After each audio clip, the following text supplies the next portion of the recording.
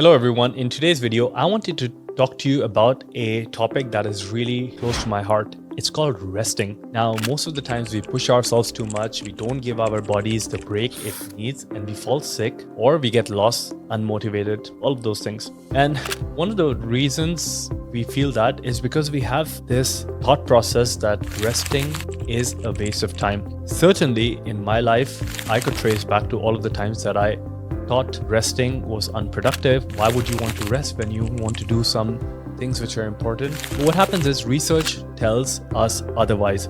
And in today's video, we are going to explore different types of rest. But first, I want you to understand one thing. Resting is not a waste of time. It is a biological necessity that is required for all humans, all mammals, all life on planet. Our survival depends on how we rest and our ability to bounce back. And I have witnessed this into so many lives, my own lives, lives of my loved ones, people that I mentor, coach. Every time we add more rest into their protocol, they become more productive, more happy, more alert. So that's why I want to share this with you. And most of this is based on a book that I read. So I want to break down everything that book says, and I'll give you some of my own insights as well. The first thing I want to talk about is circadian rhythms. You probably heard me talk about this before. Everything in our environment matches the natural environment of the planet, which is like cyclical, normally at a 24-hour cycle pattern. Many ancient civilizations always knew that they have to operate in this pattern of 24 hours.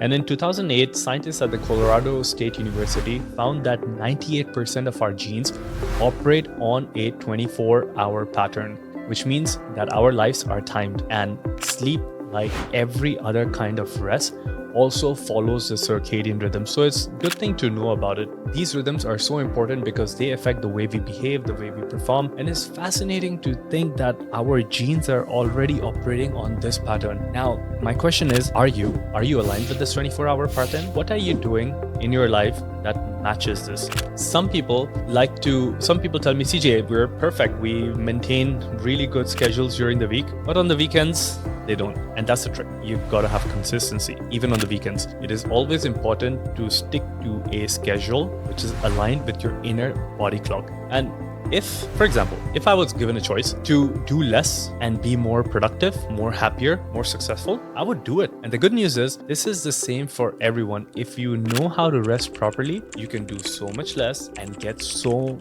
much more. So why aren't we able to rest properly?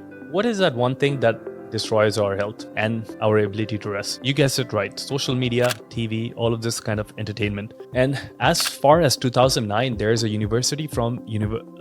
research from the University of Pittsburgh that says teenagers that watch more TV get a higher chances of getting depressed over the next 7 years. And this is because, when you're watching social media or TV, you get less sleep, which decreases your cognitive function, lowers your academic processes, and even in adults, it results in insomnia and depression. One of the other reasons is because of this artificial blue light that actually messes up our environment. It messes up our biology, and it kind of like changes that circadian rhythm a little bit. We were so deeply invested in this that at my other company, Biohacking, we actually have a circadian rhythms division, and we have products that can optimize all of these things. But what I want to tell you is that if you want to be less depressed and less upset, then it's a good idea to cut down on some social media or nighttime TV watching, or even your phone. Just reduce it by an hour. Late night TV, especially late night, affects the quantity and the quality of our sleep. That impacts our rest, which impacts the next day. So here's a super simple, practical tip for you guys. Switch off your electronics about, let's say, 2 hours. And if you can, get some blue light blocking glasses to reduce the effects of blue light. Now, I want to talk to you about different kinds of rest. There are 4 different components to active rest. The first one is your mental rest.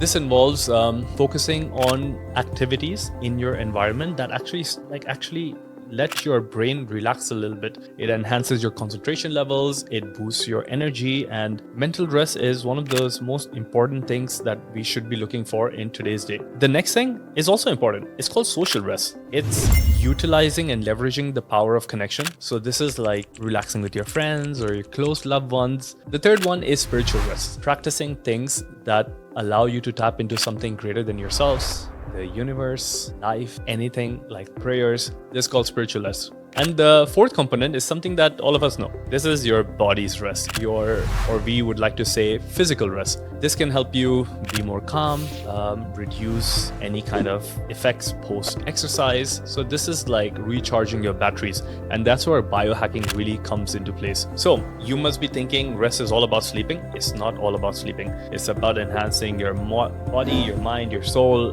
in so many different ways that can help you increase your productivity and your likelihood of success in literally anything that you do. That brings me also to this notion that it's not about just doing less things. It's about doing things in a smarter way that will allow you to kind of, take more charge of your life. And let's talk about some of these strategies. One of my favorite strategies, and I'm guilty that I don't have this enough, is napping. Now, research shows us that even having a 6-minute nap in the day can help you increase your problem solving skills, your memory, the way you perceive the world, all of those things.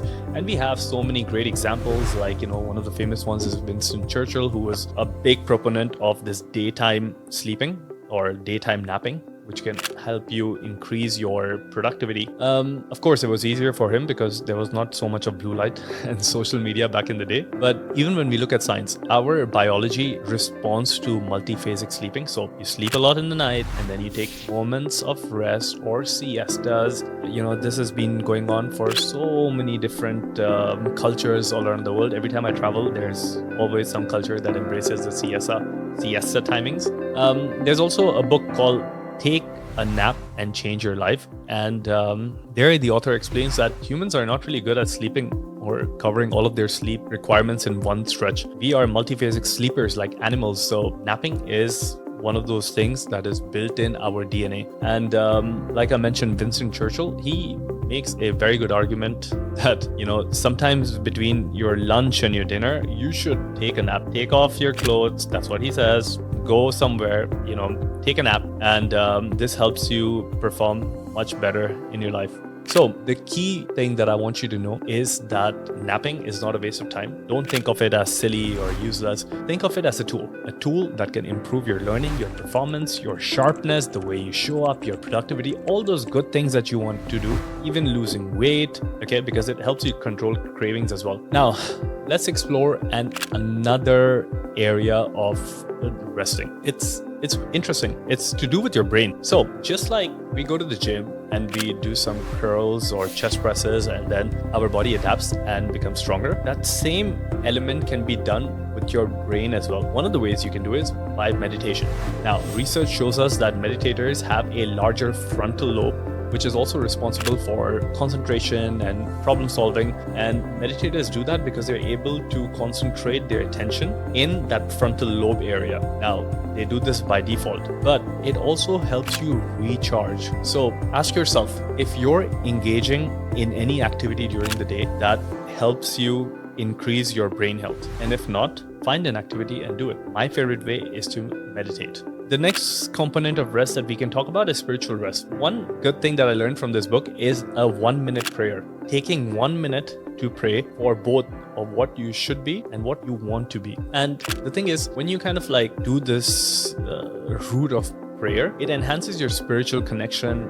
For most people, it allows them to be in more peace, and that kind of gives you back a lot of these positive returns. So here's the most basic thing, the minimum effective dose, like I like to call it. Close your eyes, take a deep breath, and pray about something for a minute and just experience the benefits. Even if you take just breathing is such a good hack.